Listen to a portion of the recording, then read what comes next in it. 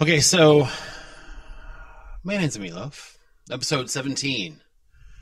Tonight is a special night. Special indeed. I was looking today, I think this will make it 9 episodes since we've had a guest at the table. And again, we have someone here with us. Some fresh meat, if you will. No, I will not. Nor will I.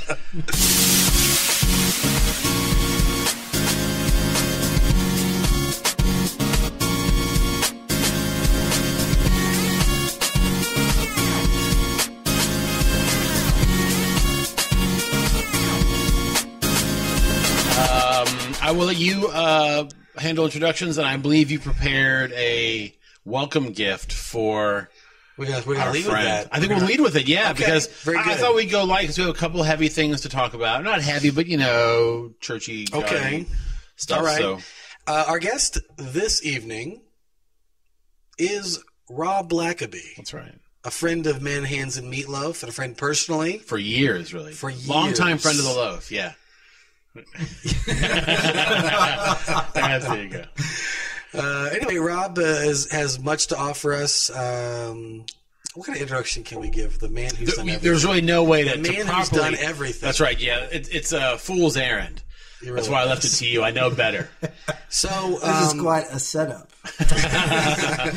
there's nowhere to go but down. No. In our tradition is when we have a guest, we like to have a little quiz. So we're going to lead with the quiz for you. Leading This with is a the quiz on So I don't get to. Blackaby's. I don't get to cram No, the first part of the and you class. can't Your use whole life has been a study session for this. And you can't use Google. No Googling. computers. Is this famous Blackaby's or famous Robb's or both? This is going to be famous Blackaby's, sort of. Everything here relates to Blackaby. Gotcha. Man, There are 5 far questions. Each one relates to Blackaby. Some I may have a hint for you. Some you will need no hint. Are you ready? Yes. How many famous Blackabys are there? Well, I did run into that problem. I can think of one. Go ahead. And I here's can the think first of question one. then. What is the name of this now famous Blackaby known for spiritual leadership and experiencing God? That is Henry Blackaby. Ding, ding, ding. Henry Blackaby. First one I thought of, yeah. Is correct. We're going to start you off feeling good about you. the quiz. Yes, Yeah. Appreciate that. Okay, question number 2. Luke Blackaby is a first-class left-handed batsman who bowls left-arm medium pace for Durham MCCU. What sport does Luke Blackaby play? I know this one. Well, Steve's got me. He's first-class left-handed batsman who Oh. also bowls a left-arm medium pace. You That know would be this. cricket. Yeah. Correct. Yeah. Cricket, you knew it right away, didn't you? I did. Because you're a Bowler. huge cricket fan. Well, privately. Yeah, I don't want to talk about it. gotcha. Keep that under wraps. That's right, yeah. All right, Keep this moving. one, number 3 here. The surname Blackaby is an English variant of the name Blackerby. It should have. I have sometimes nicknamed Robb Blackerby, and I didn't even know I was correct. There's actually an Orby too. Black Orby. Yes, they all evolved in the last 200 years. The out black of Irby or the bee. Well, the other two. This name came from a pre-7th century Old English name with Viking antecedents. Oh, I've stumped him already. This is from some kind of Ancestry.com here. I actually passed out right at Viking Aniseed. I lost consciousness. Is that so awesome? if he's still with you, God bless him. Right. I'm gone. I'm tracking. You're going back to Vikings. 7th century Old English name with Viking antecedents. What does the name Blackaby mean? I have some hints in case you need them. I do, because none of this has. I have done some research into my name, and I think blacksmith it's going on the first. continent much quicker than I'm used to. I'm used to staying in the UK, but not anything like what you're talking about. Oh, well, this is still English. All right, so I'll give you multiple choice. How Okay. about that? Okay.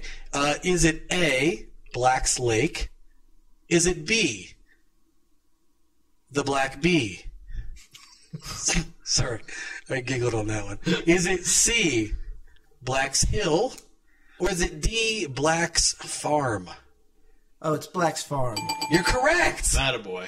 Nice. Is it spelled right, or you'd read that Farm. somewhere? Did that bring something back? You know, I'm assuming that any of the A, B, E, R, B, or O, R, B is going to come from Abbey, which would be Okay. not Look at you. not as holy as an Abbey usually, Right, but right. some kind of domicile. There's some holiness in farms, sure. That was etymologically clever. Very nice, yeah. You did through that. Okay, you're rolling through these. Number 4, I found a personal joy of this one. Number 4, this dark-colored, ill-tempered insect hails from Germany. It can be distinguished from other subspecies by their stocky bodies, abundant thorax, and sparse abdominal hair, which is very dark brown. What is the name of this insect? Remember, all of these questions had to do with Blackaby. So there's an insect named Blackaby? Or black beetle, maybe. Sounds like Blackaby, doesn't it? Or the Blackabeetle. Blackabeetle. Or another moniker I've used. the black bee, The black bee is a real thing called a black bee. That's pretty cool. which that really is his most popular moniker. Yes, and it's not made up entirely. Well, no longer is it made up. I could have made it up. It's tonight. kind of retrofitted. It's all you know, retroactive. I could have made the whole thing up. Fine. Yeah, Number 5. Okay, number 5. Last question. You are 4 for 4. You Congratulations. are about to get Carl Castle's voice on your answering machine. Although Carl Castle is in no way affiliated with Manhands and Meatloaf yet. Number 5. Ethan Blackaby, born in Cincinnati, Ohio, was a professional athlete who appeared in 15 games between 1962 and 1963. You can see how I stretched Is to he like find. related to me? I has to be. You know, like No, he's here my oldest, tonight. He's gonna come Ethan, out of come on. door number 5. No, Rob that's so Blackaby, weird. This It's like is your life. my dad's oldest brother moved to Cincinnati because Henry County's like an hour away. Would he have been? My of, grandfather commuted all the time when he was looking for jobs through the 40s and 50s Yeah. in Cincinnati. So that's really weird. Would he have been of like the age in the 60s to have played sports? it'd have to be. It would have to, Yeah. It could be a cousin. And it'd be 2 or 3 cousins away. Okay, so what sport did he play? Well, in Cincinnati, he played baseball. Wow. It is baseball. I don't know how you do it. But he played for the Milwaukee Braves. I'm sorry. There's your trombone. 4.5. He played for the He was born in Cincinnati. Well, I didn't claim that he. No. You said he played for Cincinnati Reds. No, It's I okay. didn't. I said if he's from Cincinnati. We got to call the baseball. judges. Oh, boy. Yeah, that's- This is where the quiz gets ugly. Okay. All right. Let's just move on. He's a guest. It's funny to be. Well done. Oh, that's funny. Yeah, good job. 4.5 out of 5, half contested. I had considered making all 5 questions about Henry Blackaby. That would be hard to do. Holy Except cow. he's written so many more books. Listen, Google Blackaby, and that's just about all you'll find. Henry He's a Blackaby. guy that runs a dojo. I worked that has hard. my name. I wish I Robb could have Blackaby. found that. He's 2 B's? and he's I spell my name with 2 B's. Sweet the leg. For those that are out there. Or a Dagesh, for those of you that are Hebrew. Amen. But yes. All right, quiz. That was it. We're good? That was You the really quiz. enjoy the quiz, don't you? Wait. Apparently, I enjoy it more than you do. I've never known this. What? That you enjoyed it more than him. What? Apparently. I was Everything just, I've I was just listened to up till watching now. the joy So emanate. you've not liked any of these quizzes. No, I've liked him so much. I've almost been catatonic. It throws me into a bit of a stupor. Right. I like them so much. Yeah. But no, I was just watching you and how much you enjoy them. We should do a quiz every week. It would be fun to quiz you. Yes, famous Anything. We could just pick topics. quizzes. Quiz poll Does he look like me? Yeah. Tuesday. No, he doesn't. But maybe the ones that we do for you will do in Jeopardy style. Will you be condescending like Alex Trebek? We have to, and No, you can that's be wrong and you're dumb. And you can be Sean Connery. I'll play your game, rogue. All right. That was the fun portion. Now it's gonna get snot. This is not more fun. fun. Those of you who only like the fun, should go You ahead. should click off. Just stop now. Turn the thing off. We've reached Just- the end of your Stop. line.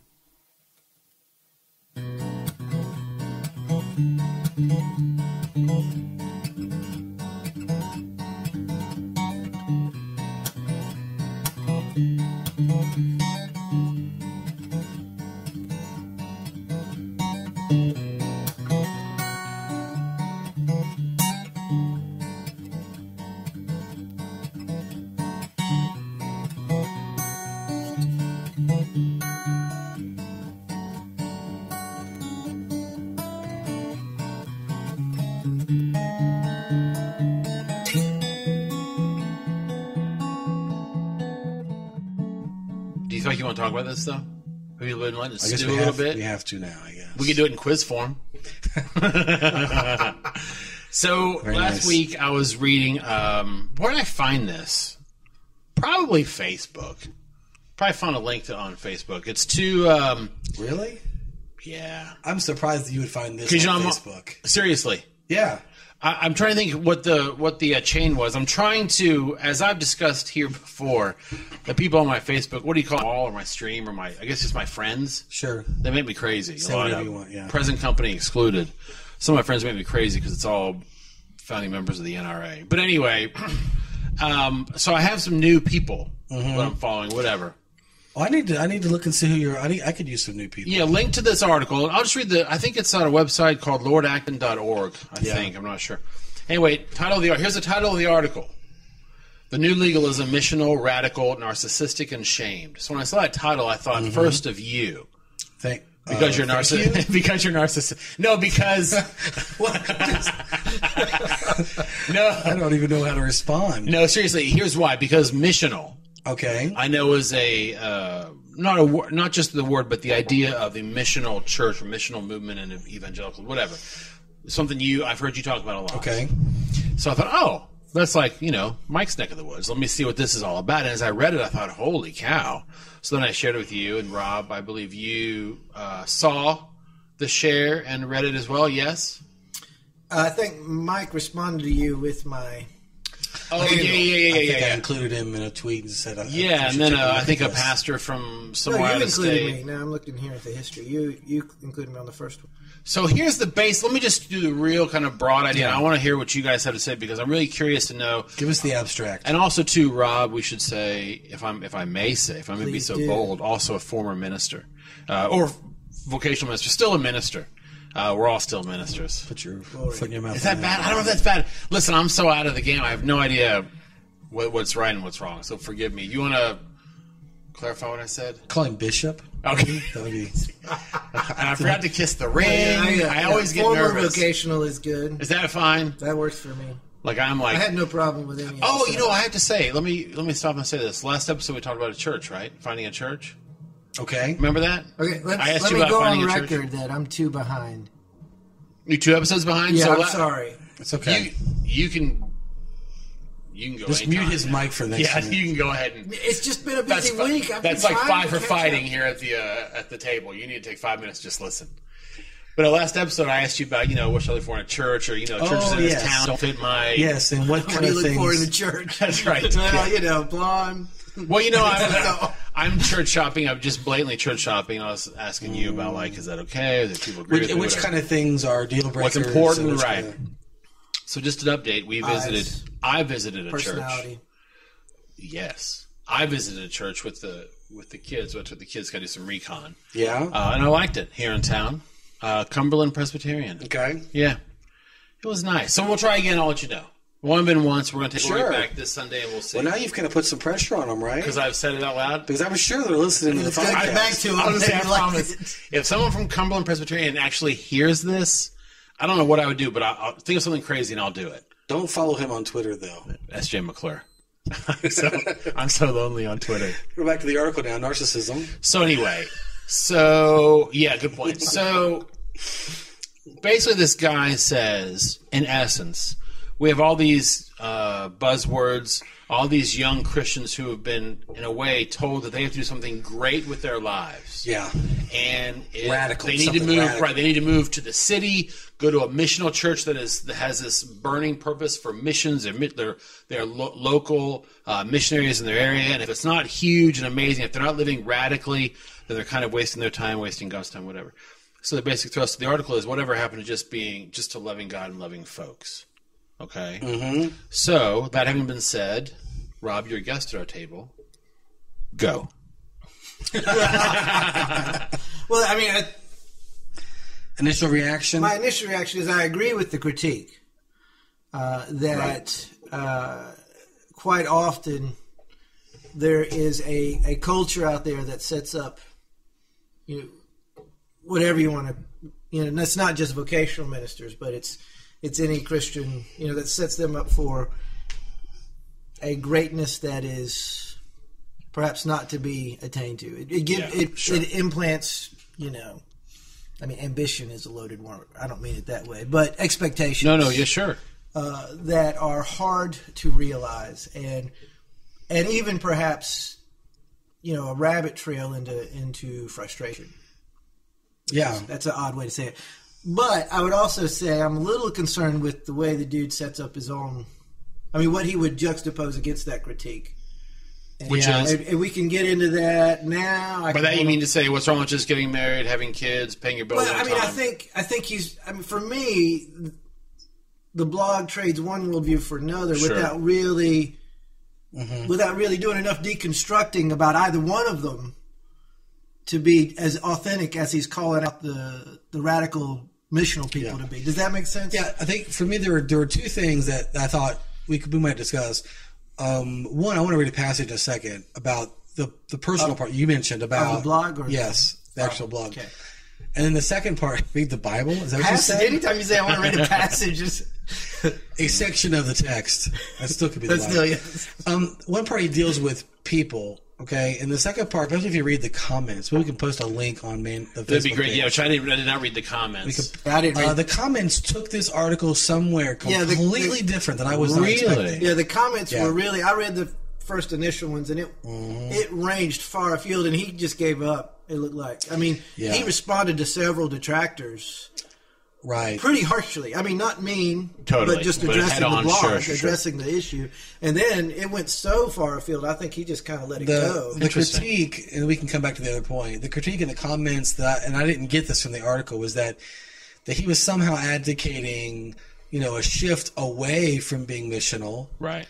And becoming almost monastic, that people would retreat into the suburbs and retreat into their little churches. Which is a bit of an overcorrection and in leave the cities and leave the hurting. And I didn't get that at all, but a lot of them really took that to be that he was reacting as all that by saying, choose the other lifestyle. Well, I would say that it's not a retreat. I mean, I think he would say it's kind of like Paul saying, remain as you are.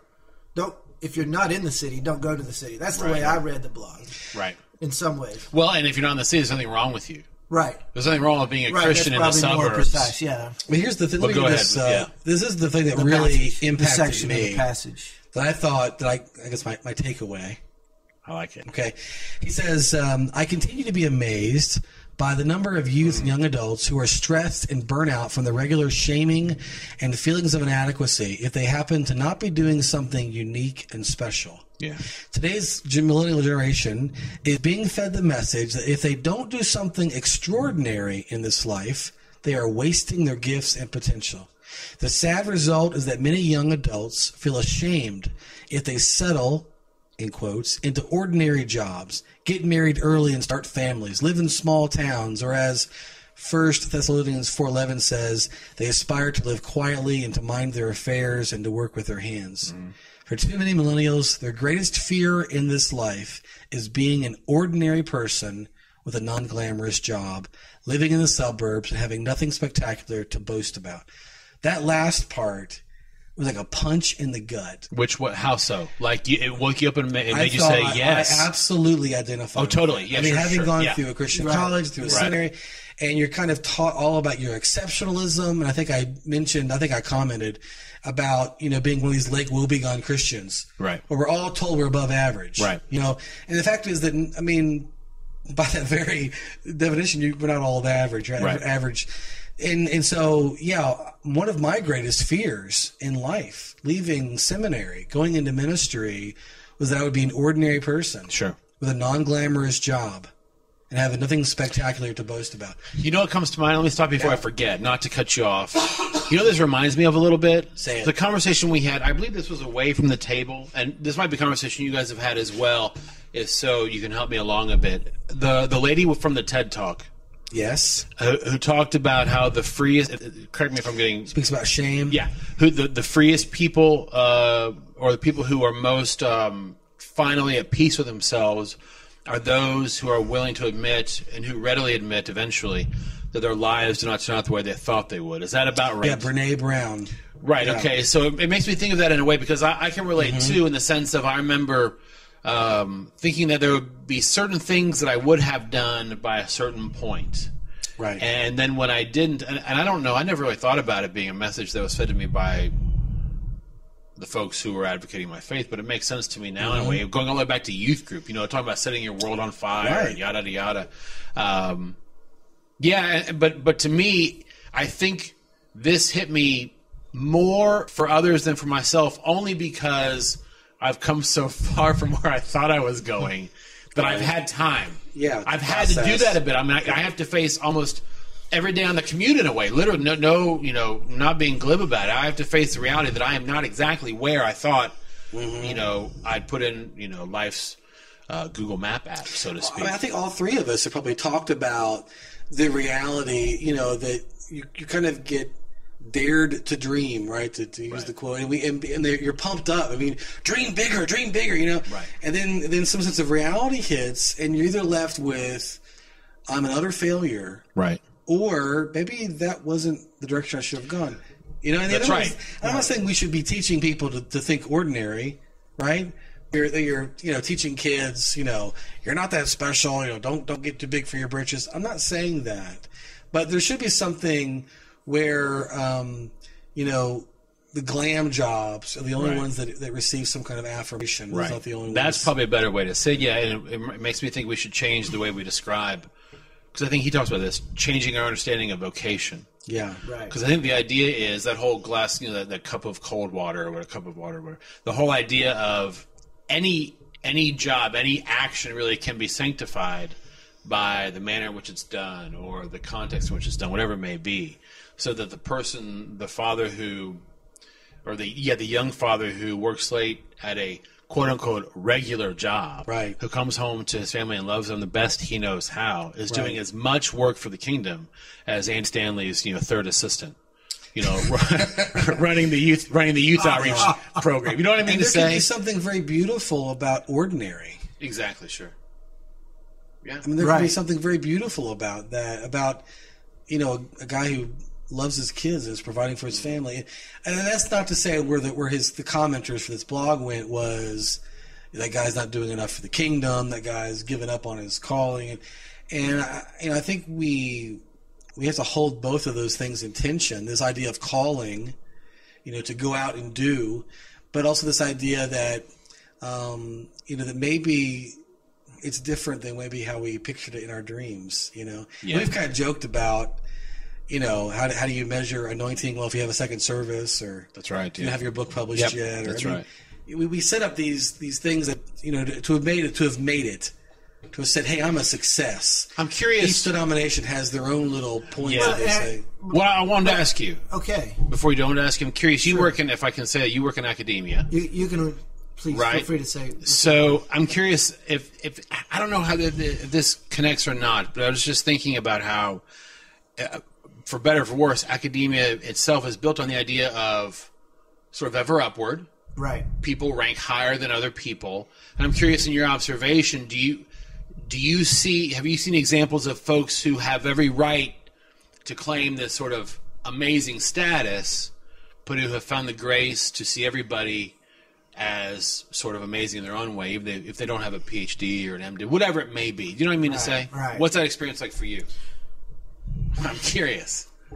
That's a big question. It is a big question, and I also work with those people after tonight. So, or how do you come to it? I think the blog turns on people who are not academic. True. So everybody he names are, as academic people call them, practitioners. Yeah. So to think about it, from that, as you want to talk about the hierarchy of academia, I think there are several in our seminary who value community on all levels and in ways that communicate that, to students. Mm-hmm. I think one of the things that I was thinking about, because I was thinking about what Mike said about how seminary and Christian colleges set you up. Because one of the things, what Mike read is, you could take that paragraph out and plug it into a lot of places. Yeah. The mission radical stuff is poignant, but it's not necessary to make the critique that he's making about a lot. You mean the bit he says about that book by Platt, that radical book, and that? Well, I mean, that critique he's making in that paragraph could be applied to a lot of different sections of the way that's my favorite people engage too. in church. Sure, I agree with that. Because every aspect of our ministry education would be called missional. Right. But we still were set up to be exceptional people. But, okay, now my qualification, I've lost my... But I think one of the things about seminary is... preparatory remarks were larger than actual. But I think one of the tension of our seminary education is we're getting fed that from various outlets, whether that be faculty or whatnot. But we're sitting next to 60-years who pastored churches of 40 and 60 for 20 years. And they just came there essentially to have a day off, to get out of wherever they were. Right. And there's certainly for ministerial betterment, but as much for a respite in that week. That's an interesting point, yeah. When that was one thing that I thought about when Mike referenced our seminary, because I totally agree that a lot of our seminary education was we are going to set the world. God's raising up this generation kind of talk. Sure. So, but there was that tension there where there was so much of that where they would give their testimonies, and they were being faithful to what God called them, but they were not setting their communities on fire. Sure. And to kind of walk through those journeys with them in those classes. Really didn't strike me at the time as a balance, but now I can think about that in a much more nuanced way. I think there's I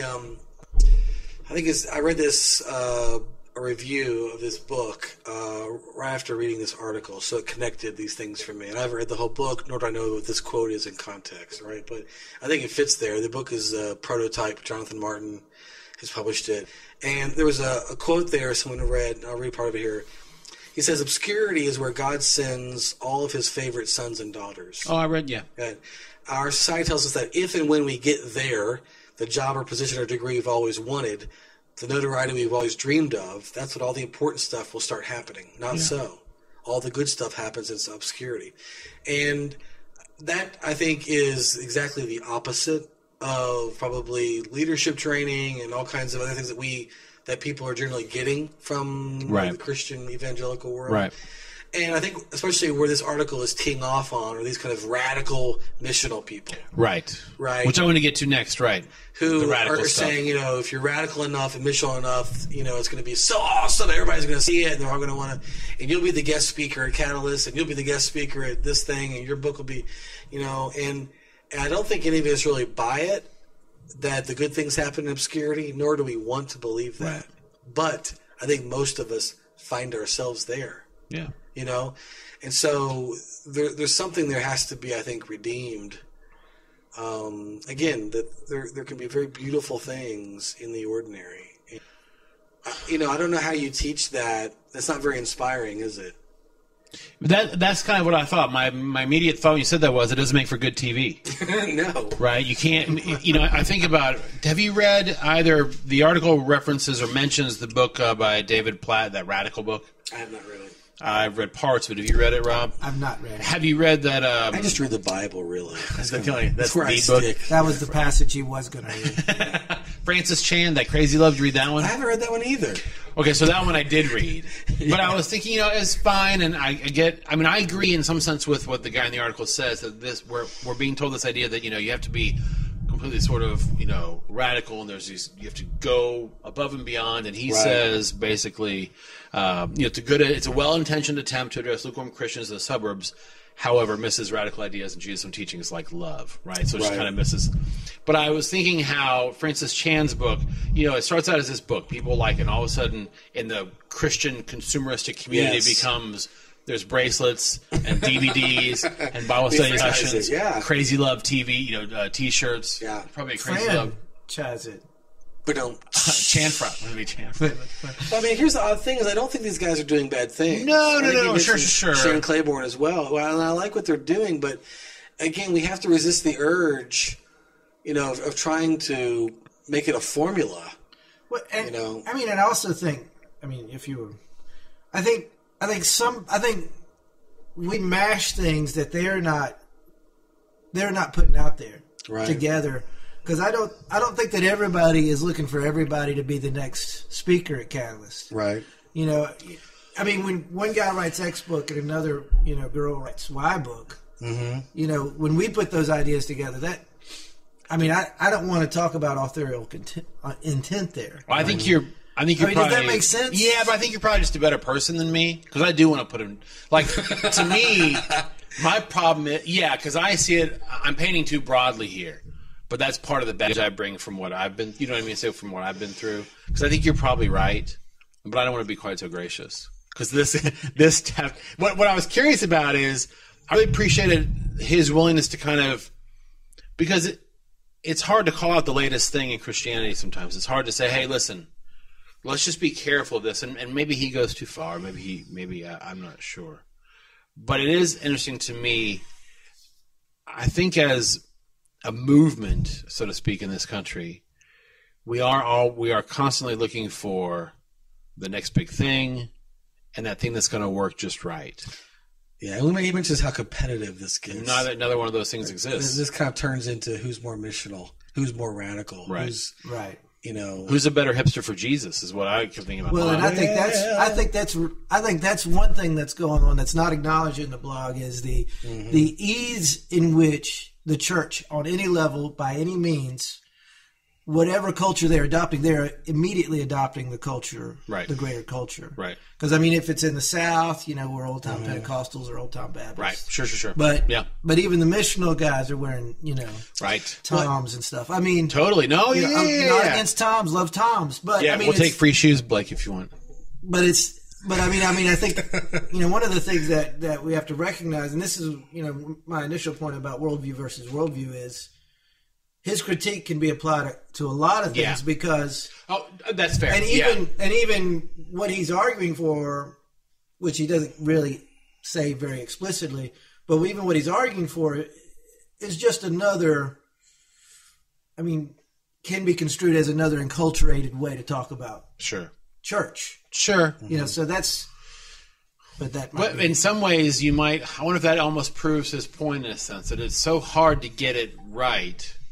Maybe stop trying to get it so right. But, by that I mean to say. Ding, ding, ding. Oh, boy, I gotta just cut that out of my vocabulary for a while. I gotta take a break. I say it too much. And here's where that comment comes from, Rob. I'm too behind. I'm sorry. No, this is fully... Oh, no, I say by that I mean to say too much. It drives me crazy. I don't like to idiomize or whatever. It's not REM, isn't it? It is a little bit, yeah. Sorry. But I'm someone who I love Jesus the best I can. Yes. I'm in the faith. I'm in the family, and the family wears me out. Yeah. Right? That's what this article tapped in me. That's the nerve it hit in me. I am worn out by the methods and the blog posts about that, like he's talking about, did you sell everything you owned yesterday, and what are you doing, and how many kids you sponsor? I'm tired, and I believe in Jesus. I'm trying to think, how are we really? That's where he's talking. People are being burnt out by this. Well, yeah, he talks about the rate at which young folks leave the church. It makes me think. Keep up with it. It made me think about, and I'm probably gonna do what he's saying we shouldn't do, but it made me think about how much I miss Brennan Manning already. Yeah. Because when I read Brennan Manning, I didn't feel like I got a lot of answers. Right? You don't like answers. I don't, because there are some things that are certain. Yes, Jesus is certain. But sometimes I just want, as a person of faith, as a person who's broken, who has been broken, who breaks other people because of my own brokenness, I want someone to say, listen, I don't have 6 things for you to do to get better. Just come sit down with me. Right. And let's fall at his feet together. Right? Let's be broken vessels that receive clean water together. Mm-hmm. So again, maybe that's a picture into my... I think that's me on the couch. By him talking about this being the new legalism, he's kind of saying what's happening here is nothing really very new.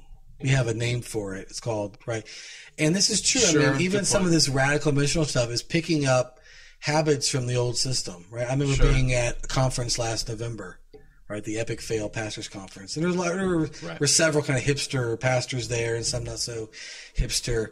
But man, it didn't take long. They were name dropping like crazy. I was talking to Lynn Sweet the other day, and he was saying, "Oh yeah, well, Alan Hirsch was saying." It was kind of like They did it in radio voice. They did it in radio voice. It was 1950s radio. extra. You're wacky, guys, and we're back. It was, but I was sitting there thinking, seriously, Right, sure. is this what we're doing? the This is epic like the same fail, stuff. look at who I know conference, right? You know, our people our dad's age and grandpa's ages did, where they were name dropping about Right. how important they are and how missional they are because Right. they've sat with these people who can talk about that. And it's the same stuff. I mean, some of it's the same system where we're competing, Right. you know. That's a good point. That's interesting. So I am as you're talking, and as Rob ponders his next comment, I am thinking about the psychological trauma that I work through in our episodes. It's good. It's good. This is your counseling. It is my counseling. We should have been. Yeah. The author was Anthony Bradley. Thank you. Yeah, I was gonna The post. we will link to it on our Facebook page, facebook.com. We should have asked Anthony Bradley. To Manhands and Meatloaf. We should have him on sometime. Sure. Yeah. I say it as if we can have our people call his people, and he'll just be here. We'll next send week. him a link to the podcast, which he won't listen to. Or he'll probably hate it. He'll be like, "These guys do not speak for me. They have no idea what I was even saying. I didn't say half of the things these guys inferred." Oh, that's Yeah. good. Yeah. Is that it? Have we, Rob? we- You get the last word, Rob. What you got, Rob? Get the last Take us out with something word. wise.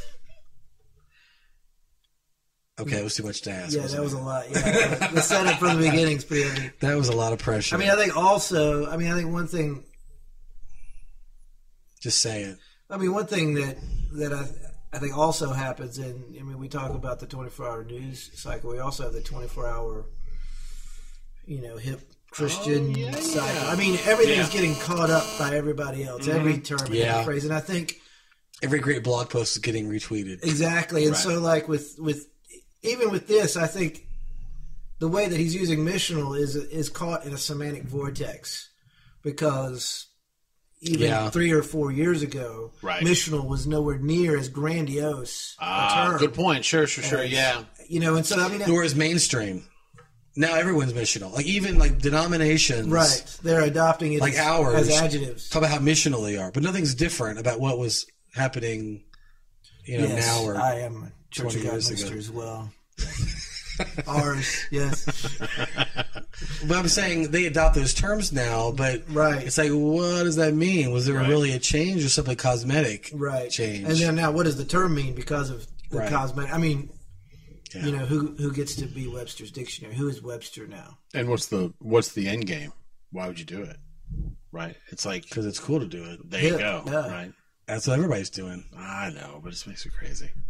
I'm tired. I'm not tired of Jesus. I'm just tired of his kids. You just need more extreme.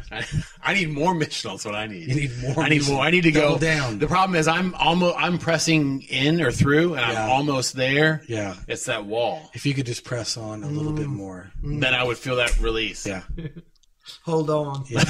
Just hold on. Let Hold go. on. Let go. Just hold on. Just let go. Oh. Anyway. Rob, you had fun? Yes. Yeah, this was... The time does go quick, doesn't it? Whether it's the quiz, which is fun for the whole family, or it's serious conversation, time goes... The quiz is good. Time goes fast when you're having fun and when you're with a good friend. I think the quiz would have been more fun at the end. Do you really? Yeah. We should have read... You want to... We'd have had more... All right, let's end with something fun. Well, it's done now. Let's do a bonus round. Bonus round. I'm not having more Blackaby questions. Famous Robs. You got some. No, but we could do it. All right. We could wing it. Right now, Yikes. name 5 famous Robs. You can't say Rob Bass. Oh, that's the first one. I know one I go with right away. Okay, go. No, I'm not Rob. Yeah, I can't do it. Like, if we're taking away, you gotta name 5. Me? Right Yeah, now. it's 5 famous Robs. Anything Right with now? name you can't use. But not Rob Bass. Rob Bass is Not Rob out. Bass. And you have 10 seconds till I say mine. You can't use mine either. Rob Lowe. One. Nice. That's one. We did say famous, but Rob Lowe. Rob Redford, out. Oh, gosh. Come on. I'm leaving you a That's good not right. I'm leaving you a good one, too. I'm going to give you about 10 more seconds. I got And it's gone. nothing You're going to else. hate yourself when I say it. Okay, You well, gotta think quick. The clock is I I got ticking. no other. Rob Roy. There you go. You almost took it. Rob Roy. Yeah? Rob Kardashian out. I didn't even know there was such a... There There's a Rob Kardashian. There is. I never heard of a Rob It is Rob, Kardashian. yeah. Yeah, he's the brother. Kid you not. Rob Bell. Rob. Oh. Dibble, Cincinnati. Rob Dibble, He's on a nice. roll now. One more. One He needs more. one more. I almost give you 2 for Rob Bell. Well, Almost. some people think there are. The way Or they you- talk or about take it. There one must- away, yeah. Yeah, there must be 2. The way like some the Rob- people John can take- Piper would take one away from you for saying Rob. That's true. Yes, he would take me out. He would say He'd take farewell, me away, Rob, yes. for Rob Bell, right? So We have one more Rob. Oh boy. Robert Mitchum, gone. oh, That's right. Beef, it's what's That's for dinner. historical, man. I That's know. back in the day. See, there's so many Bobs. There's so many Roberts that are Bobs. That's that I right. can't- You could do Bob Barker. What if he's a Robert be Barker? a- Yeah, I'm sure he is. He's not Rob. he was not a Robert. He's not Rob Barker. That's the thing. I can't take Bobs for this. So good. Take Bobs for 200. So we're gonna do 4.5 on the Rob De first. Niro. I need one. Oh, He's not. He's a Bobby. He's a I Bob know, but he's a guy. Robert though. Robert, Yeah. Bobby De Niro. I can't think of any more sports guys. That's what's killing me. 4 out of 5 is not bad. Nothing wrong. There's no shame in 4 out Anybody of else 5. got a 5? I'm done. Anybody got I'm another tapped Rob? out. Any more Robs? You can't think of any No. more Well, Robs. you can't be asking if you're not throwing any out. I have no idea. I have something to throw out for you. Well, sure. Robert Frost. Done. So 4.5 the first Robert Downey quiz, Jr. and then 4 out of 5 here. All that aside, Rob, thanks Robert for, Downey Jr. Yeah, that was a good one. Sorry. thanks for joining us at the table. I Glad to appreciate be it. at the table. Thanks As for always, the I want to opportunity. thank. Rob Zombie. Oh, that would have been good. Thanks to John, our producer. Here, here. Follow us if you'd like at on Twitter at Manhands Podcast. You can visit our Facebook page, facebook.com, Manhands and Meatloaf. You can find our episodes on YouTube and, we're glad to say, on iTunes as well. We'll talk to you soon. My name's Steven. He's Mike. Good night.